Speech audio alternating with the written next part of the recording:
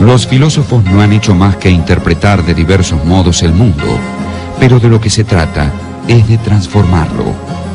Karl Marx, tesis sobre Feuerbach, tesis 11.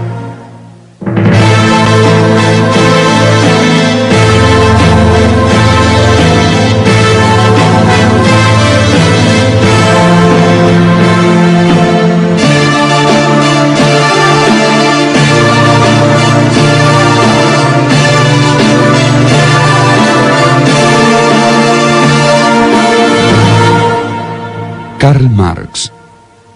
Marx es un filósofo que plantea fundamentalmente que al mundo no hay que interpretarlo sino transformarlo. Plantea la filosofía de la praxis, la unión de la teoría y la práctica, la acción directa para transformar el mundo. Marx es un hijo directo de la filosofía clásica alemana. En realidad, la concepción de Marx viene de tres vertientes grandes. El socialismo utópico francés, con Owen, Lamennais y Saint-Simon, fundamentalmente Saint-Simon y Lamennais, la economía política inglesa y la filosofía clásica alemana, que está conformada fundamentalmente por Hegel y por Feuerbach, que son los principales maestros de Marx. Marx existe en el debate contemporáneo, existe en esto que estamos diciendo. Marx fue sometido a un duro examen por parte de Sartre, que finalmente se acercó mucho más a él de lo que él mismo hubiera previsto, diciendo una frase que de alguna manera es una frase que sigue siendo interesante. Marx es un pensador de ciertas condiciones del mundo y de la historia que aún no han desaparecido, de modo tal que la lectura de Marx se arrastra como un lento río a lo largo de estas grandes mutaciones tecnológicas, de lo que llamamos capitalismo, que lo tienen a Marx como un compañero indisoluble. Por eso Marx tiene una gran actualidad.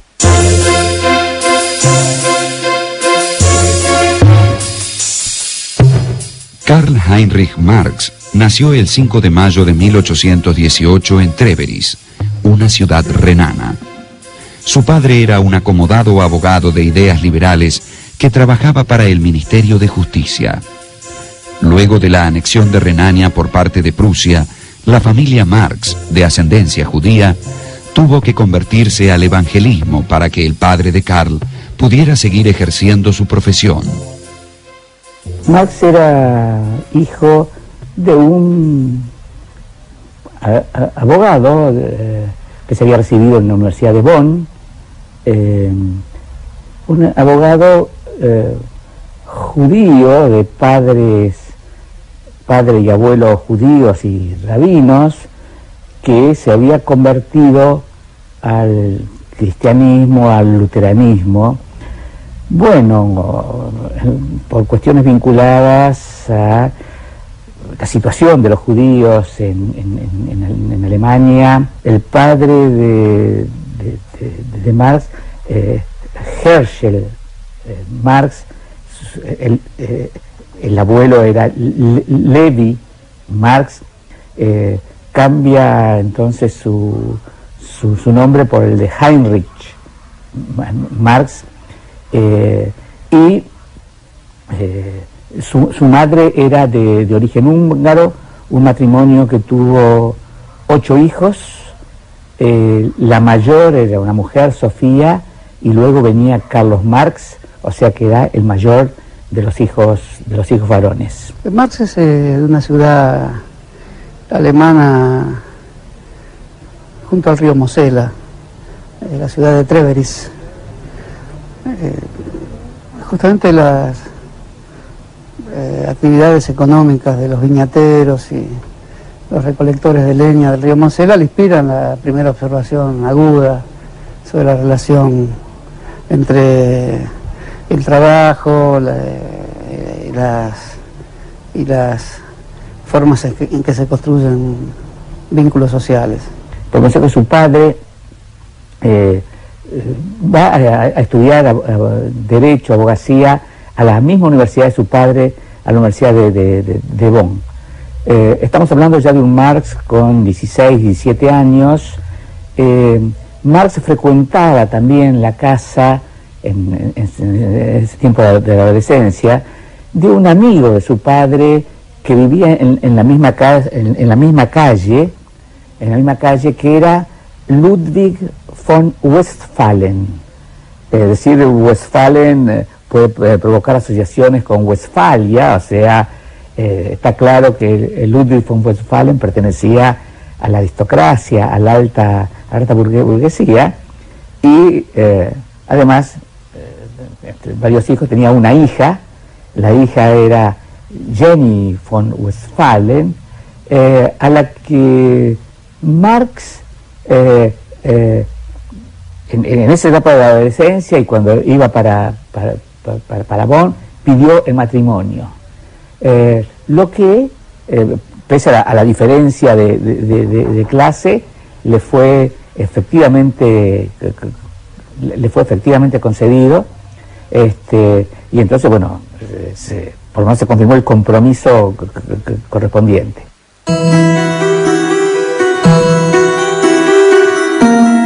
El joven Marx continuó sus estudios en Berlín, interesándose especialmente por la filosofía. En 1841 obtuvo el título de doctor en filosofía con una tesis sobre las diferencias de la filosofía de la naturaleza en Demócrito y Epicuro. Del atomista y materialista Demócrito con el espiritualista Epicuro. Es curioso que en su tesis, digo, no de manera, en fin, terrible, digamos, se pronuncia de algún modo por el espiritualista Epicuro por sobre Demócrito. Digo, curioso pensando en el desarrollo posterior de Marx.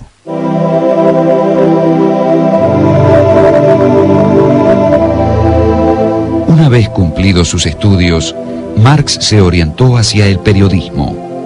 En 1842 se instaló en Colonia y conoció a quien sería su fiel amigo e íntimo colaborador, Friedrich Engels. Al año siguiente escribió algunos ensayos y su Crítica de la filosofía del derecho de Hegel. Marx planteaba que la filosofía de Hegel era reaccionaria porque legitimaba el status quo. Hegel es un idealista y plantea que la dialéctica es entre la idea y la materia, que es una degradación de la idea, desde el punto de vista filosófico.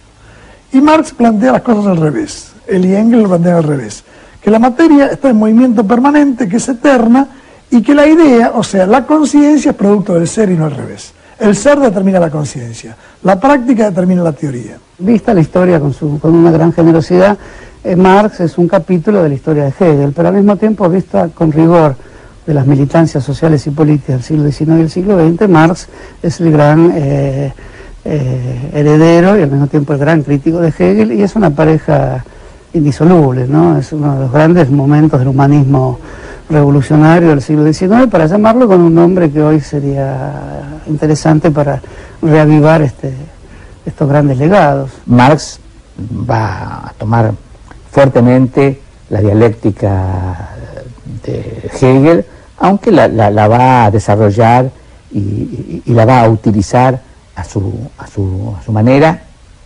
y va a ser heredero en algún sentido de algunos aspectos de la filosofía hegeliana vía filósofos como el mismo Schelling. Digo el mismo Schelling porque si uno habla del movimiento del idealismo alemán, está mencionando a Fichte, a Schelling y a Hegel. En términos generales, para estudiar a Marx no se puede estudiar a Marx desde la lógica formal, hay que estudiarla desde la lógica dialéctica. Y la lógica dialéctica no estudia la foto fija, estudia el movimiento. Estudia una cosa en sus concatenaciones, en sus principios y en sus terminaciones. Estudia la cosa siempre en movimiento, nunca fija.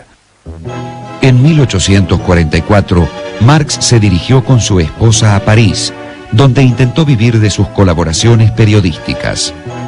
En esta época, escribió los Manuscritos Económico-Filosóficos, que se mantendrían inéditos hasta 1930.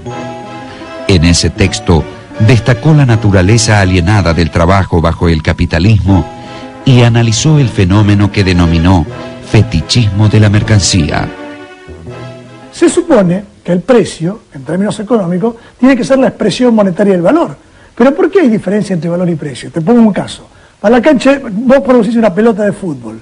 Supongamos que la producción de la pelota de fútbol te cuesta X tiempo producirla, por lo tanto, ese tiempo transfigurado en una medida monetaria son 100 pesos. Macanudo, la pelota vale 100 pesos porque cuesta X tiempo producirla. Pero vos la llevas a la cancha de River llena, cuando estás jugando con Boca, la pones en circulación, la pelota, y después la sacás en circulación. ¿Qué precio tiene esa pelota? ¿Su precio coincide con el valor? No, el precio se va a las nubes. ¿Por qué? Porque está fetichizada. Entonces el fetichismo de la mercancía, que es justamente la definición de la mercancía. Hay mercancías porque hay esta forma de tapar en la vida la experiencia real sobre las cosas y el papel que el hombre desarrolla gobernando las cosas. Como esto se invertiría, las cosas aparecen gobernando la vida, de ahí la expresión cosificación. Marx realiza esa formidable crítica que después tendrá una consecuencia en toda la filosofía del siglo XIX, del siglo XX, sobre todo del siglo XX, y en la Escuela de Frankfurt particularmente, muy amplia. De modo que la idea de mercancía como una experiencia falsa sobre la realidad, pero no menos que intensa, porque puede ser falsa, pero la experiencia también es una experiencia que liga a las personas a un mundo que hay que transformar, a un mundo que oculta las raíces de la vida productiva, pero no deja de ser una experiencia intensa. Yo creo que lo más importante de los manuscritos económicos filosóficos, que estaba escrito cuando Marx era joven, en 1844, o sea, cuando era hegeliana izquierda, es el concepto de alienación y enajenación. La alienación es la enajenación, la alienación es la alienación del hombre frente al trabajo, y la enajenación Marx le llama al hombre frente a la producción de bienes de consumo, de mercancía. Porque la mercancía es el propio capitalista. E inclusive el hombre está enfrentado a la naturaleza en ese momento, aunque el hombre es parte de la naturaleza, se enfrenta a la naturaleza y cuando produce más objetos, se le da más valor a los objetos que produce que al hombre que los produce, digamos.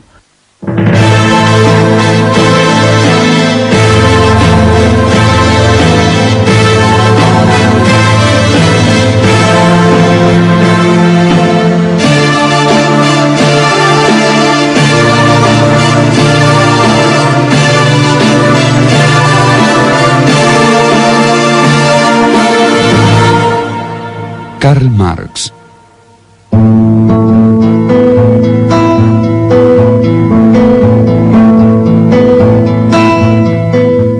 Entre 1844 y 1845, Marx había publicado algunos artículos en un semanario de tendencia antirrusa y antiprusiana que se editaba en Francia. A pedido del gobierno de Prusia, el Ministerio del Interior francés ordenó la expulsión de los colaboradores de dicha publicación. Marx tuvo que trasladarse a Bruselas, donde reanudó los estudios económicos e históricos que había iniciado en París. Engels se reunió con él y juntos dirigieron un periódico financiado por industriales renanos. También publicaron conjuntamente La Sagrada Familia, libro en el que criticaron fuertemente a los círculos académicos prusianos. En esos años, Marx redactó sus tesis sobre Feuerbach y un texto que solo fue conocido póstumamente, La ideología alemana. Exponía allí que la naturaleza de los individuos depende de condiciones materiales.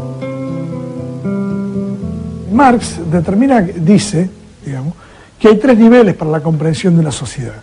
El nivel económico, en última instancia, es el que determina los otros niveles, pero los otros niveles son el jurídico político y el ideológico. El jurídico político está determinado por el Estado y las instituciones políticas, y el ideológico está determinado por las ideas dominantes en ese momento. La lucha de clases no solamente se da en el terreno económico, se da en el terreno político y en el terreno ideológico. Lo que pasa es que para poder cambiar, por lo menos para empezar a cambiar la relación política y la relación ideológica, hay que cambiar las relaciones de producción. Cuando Marx se pregunta, además, bueno, ¿cuál es la posibilidad y cuáles son las vías para una transformación de la sociedad, para una transformación estructural de la sociedad? Entonces Marx va a decir que esas vías tienen que ver con la resolución de una triple contradicción. La primera contradicción es la contradicción entre el hombre y la naturaleza. La segunda contradicción se va a dar entre las fuerzas productivas y las relaciones de producción. La tercera contradicción claramente va a ser entre las nuevas relaciones de producción y la vieja superestructura. El desarrollo, el cambio, la transformación de la sociedad se va a producir cuando el hombre triunfe sobre la naturaleza y luego las nuevas fuerzas productivas sobre las viejas relaciones de producción, y luego las nuevas relaciones de producción sobre la vieja superestructura, generando una nueva superestructura. En 1847, Marx participó en Londres en el segundo Congreso de la Liga de Comunistas, con quienes estaba vinculado desde 1844. Este Congreso le encargó confeccionar, junto con Engels, un manifiesto comunista, que fue publicado en febrero de 1848. Allí, Marx y Engels expusieron, entre otras cosas, que la historia de las sociedades es siempre historia de las luchas de clases. Fue la piedra angular de lo que luego recibió el nombre de materialismo histórico. Es la materia que es el vínculo de relación de la sociedad con la naturaleza. Por supuesto está la naturaleza de por medio, pero esta está siempre transformada por el trabajo. Y cuando el trabajo al mismo tiempo aparece como un acto creador del humano, la materia se define como autocreación permanente del humano. Creo que esa es la mejor manera de interpretar el materialismo histórico.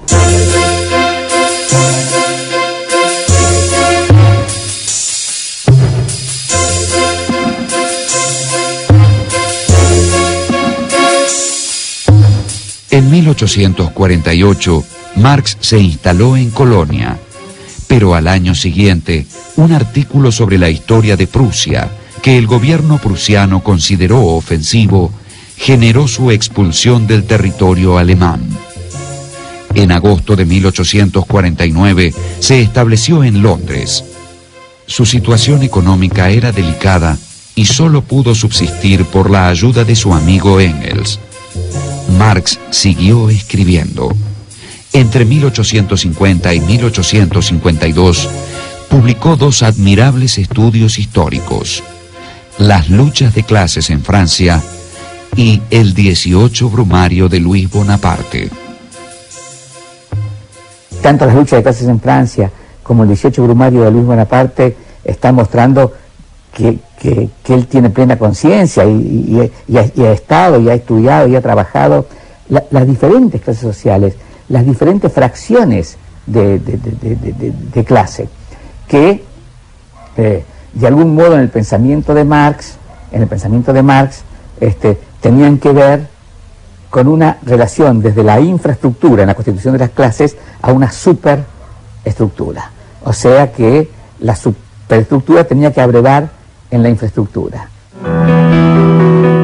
Marx aceleró sus estudios sistemáticos de la historia económica, aprendió idiomas y comenzó a redactar las notas de lo que sería su mayor obra, Contribución a la crítica de la economía política.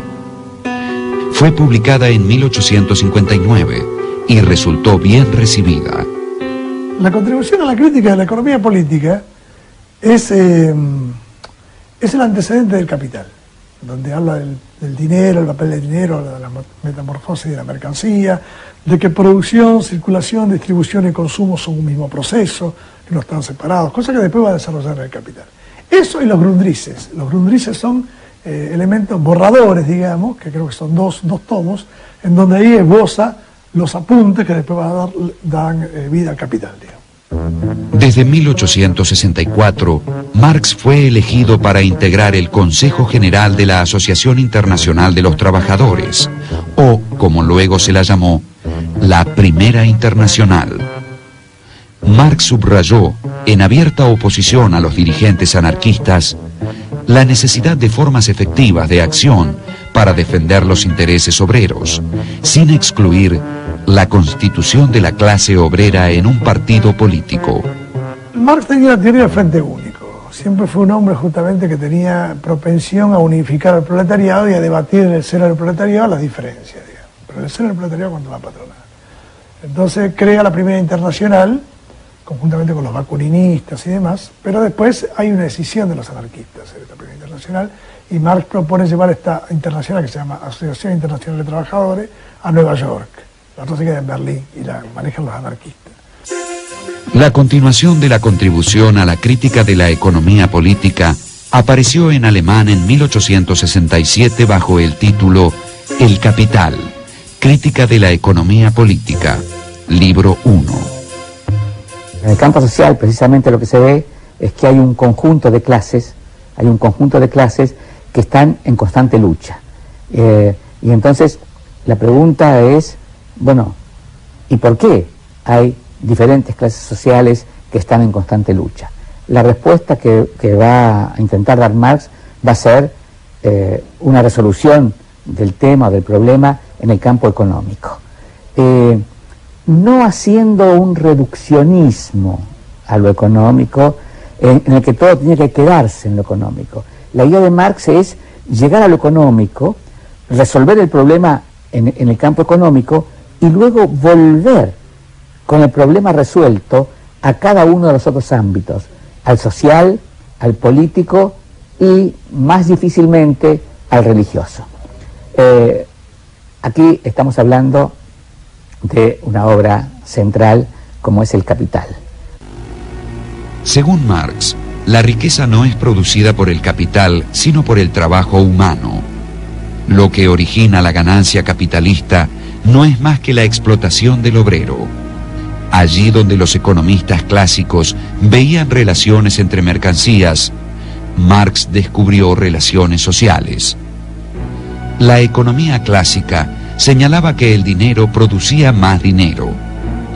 Este agregado de valor es lo que se llamaba plusvalía. La plusvalía es la cantidad de trabajo no retribuido. Y entonces, a través de la cantidad de trabajo no retribuido, Marx, por ejemplo, muestra cómo en el trabajo, una parte del trabajo es lo que el préstamo que de las máquinas hacen los capitalistas a los obreros para que puedan ejercitar su fuerza de trabajo. Otra parte es la ganancia del capitalista y otra parte es lo que se le da al obrero por la vía de un salario como pago por su trabajo.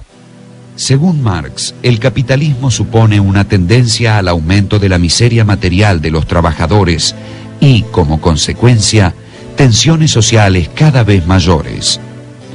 Pero Marx opinaba que el capitalismo avanzaba hacia su crisis final y hacia la revolución que aboliría las clases sociales. Marx justamente dice que la propiedad privada es la que produce la alienación, la enajenación del trabajador. Entonces él dice que la única forma de salir de la alienación y de la enajenación es que el trabajador deje de ser un proletario. ¿Qué significa ser un proletario? Tener que vender tu fuerza de trabajo en el mercado, vender tu fuerza de trabajo en el mercado por un salario. A partir de 1869, Engels pudo asegurar a Marx una renta anual fija para que pudiera despreocuparse del dinero. No obstante, su pésima salud y las muertes de su esposa y su hija mayor oscurecieron sus últimos años. Falleció en Londres el 14 de marzo de 1883, víctima de un absceso pulmonar. Ya había terminado los 2 volúmenes siguientes de El Capital. Sería luego Engels quien los revisaría y publicaría. Y el capitalismo y Marx son inescindibles, no se los puede separar porque en el fondo sería una injusticia con el propio pensamiento de Marx, que es un intento de situar lo concreto. Si la materia es lo concreto y lo concreto vive de su contradicción interna. Considerando esto, se puede decir que el legado de Marx está vivo en todo pensamiento que al mismo tiempo que ejecuta sus movimientos hacia la materia de la historia, trata de pensar sobre sí mismo, o sea, qué hizo cuando se lanzó a comprender el mundo. Por eso, en ese sentido, Marx es uno de los grandes filósofos del siglo XIX.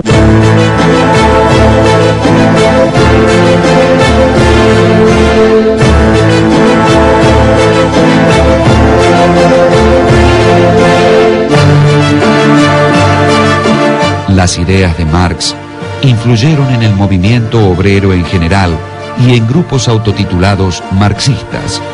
Pero también el capitalismo y sus teóricos tomaron nota de sus observaciones y realizaron cambios estructurales que sin él hubieran sido improbables.